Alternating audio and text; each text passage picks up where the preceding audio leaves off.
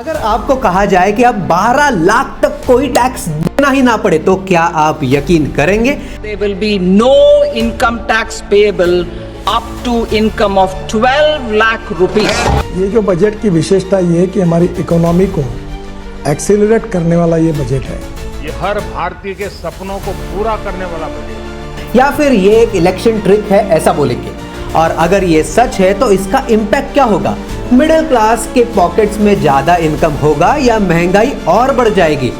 तो दोस्तों, मोदी सरकार का बजट 2025 आया है एक मास्टर स्ट्रोक के साथ। मिडिल क्लास के लिए बड़ी रिलीफ, बिजनेस के लिए नए अपॉर्चुनिटीज और एग्रीकल्चर सेक्टर में एक बड़ा बदलाव। लेकिन ये सिर्फ हेडलाइंस है, असली सवाल सुन लो।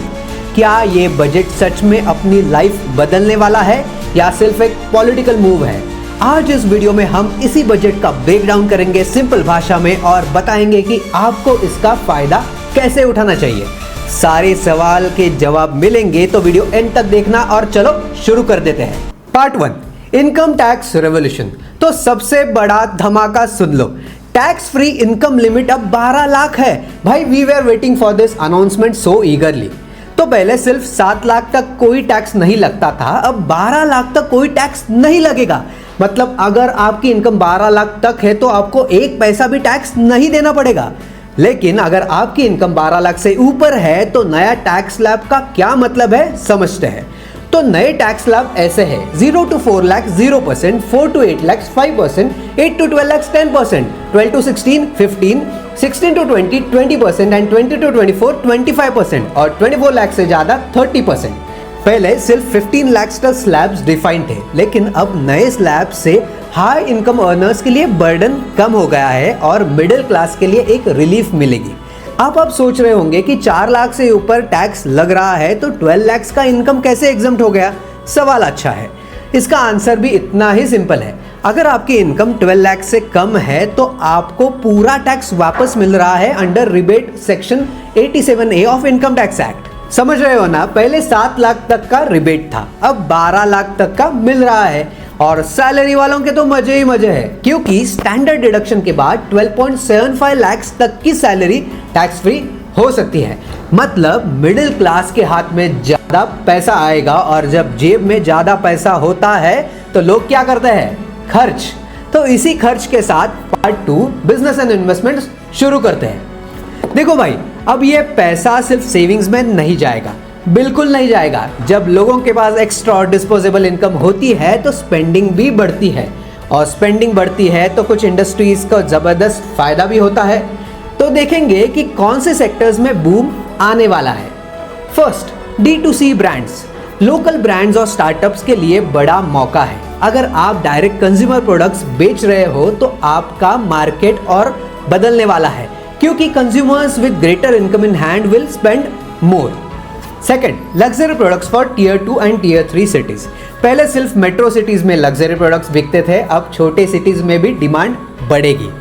Third, electric vehicles.